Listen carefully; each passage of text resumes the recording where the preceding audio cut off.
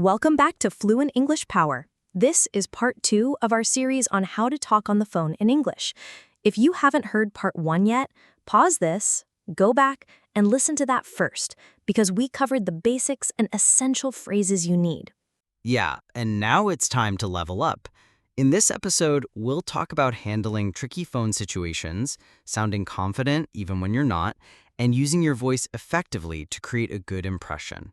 Plus, we'll give you more real-life example calls, including some that might make you nervous in real life, like calling customer service or talking to a stranger. 1. Sounding confident even if you're nervous. One of the biggest challenges on the phone is hiding your nerves. The other person can't see you, but they can hear your voice. If you're tense, your voice might sound shaky or rushed. The good news is, there are tricks to sound more confident instantly. First, smile when you speak, even on the phone. It sounds silly, but smiling changes the tone of your voice and makes you sound warmer. Second, stand up if you can. Your breathing improves when you're standing, and that makes your voice clearer and more powerful. And third, slow down. Nervous people tend to speak too fast, but confident speakers leave little pauses. It gives your brain time to think and shows you're in control. 2. Handling difficult calls. Not every phone call will be easy. Sometimes the other person might speak too fast, be in a bad mood, or even sound rude. Exactly. In those moments, your job is to stay calm. Remember, you can control your voice, but you can't control theirs. If they're speaking too fast, politely ask, "Sorry, could you speak a little slower?" Or, "I want to make sure I understand you correctly. Could you repeat that?" And if someone sounds upset or impatient, don't take it personally. Just keep your tone polite and professional. 3. Using filler words naturally. Here's a little secret. Native speakers use filler words all the time on the phone. Yep, words like well, and let's see are totally normal. They give you a second to think. But the trick is not to overuse them. You don't want to sound like, um, uh, um, I think every time. Exactly. 1 or 2 fillers are fine, but if you prepare your main points before the call, you'll need them less. 4. Practicing with real-life scenarios. Let's go through some realistic example calls so our listeners can imagine themselves in the situation. Scenario 1. Calling customer service. Good afternoon. Thank you for calling Green Tech Support. How can I help you today? Hi, my name is Mason Lee. I'm calling because my internet has been very slow for the past 2 days. I'm sorry to hear that. Could you please give me your account number? Yes, it's 4725983. Thank you. I'll just check your account. Please hold for a moment. Sure, no problem.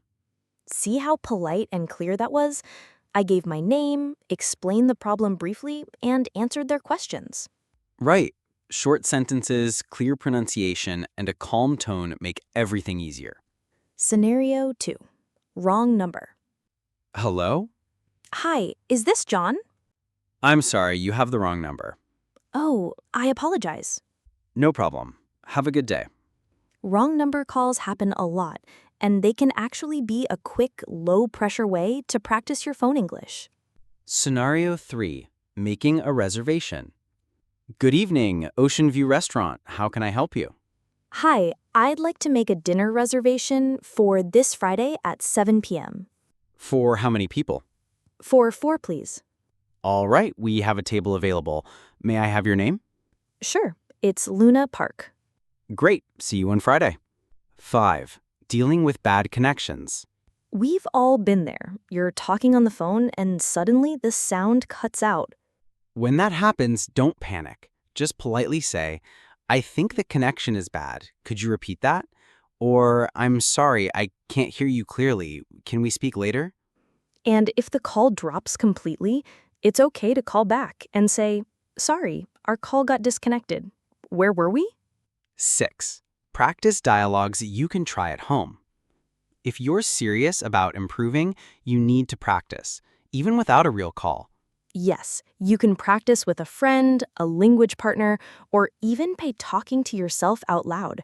Pretend you're ordering coffee, calling the bank, or checking a delivery. Record yourself too. When you listen back, you'll hear your mistakes and areas to improve. 7. Building your phone vocabulary. Here are some extra words and phrases that will make your phone English sound more natural. Hold on a moment. I'll connect you to... Could you spell that for me? I'll call you back. Let me check that for you. The more of these you know, the more confident you'll feel because you'll have ready-made responses for common situations. 8. Motivation to keep going. Learning to talk on the phone in English takes time, but every call you make is practice. Exactly. You might still feel nervous at first, but after 10, 20, 50 calls, it starts to feel normal. So don't avoid phone calls. See them as opportunities. Each one is a small step toward fluency. And remember, fluency is not about never making mistakes. It's about communicating your message clearly, even if you make a few errors along the way. Absolutely. So the next time your phone rings, don't ignore it. Answer it, smile, and use the tips from part 1 and part 2. You've got this. And if you want to hear more real-life English tips, make sure to subscribe and share this episode with a friend. Thanks for listening, and until next time, keep speaking, keep practicing, and keep growing your English power. If you haven't seen part 1 yet, you're missing the foundation. That's where we shared the sentences that make the biggest difference in your English, the kind that instantly boost your confidence. Go watch part 1 now, master those, and then come back here. Trust me, you'll thank yourself later.